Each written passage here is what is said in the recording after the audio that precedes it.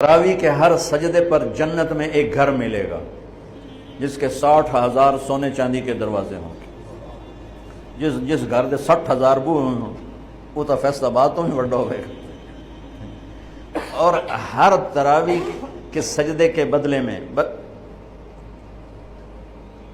ایک درخت لگے گا جنت میں جس کے نیچے 100 سال عربی گھوڑا دوڑ سکے۔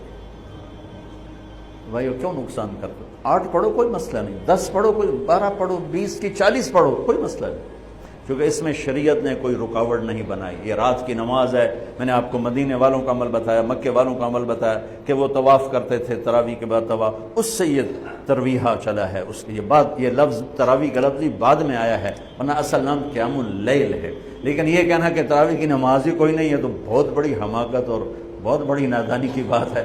اللہ تعالیٰ پوری امت 1400 سال سے ایک عمل کو لے کے چلی آ رہی ہے۔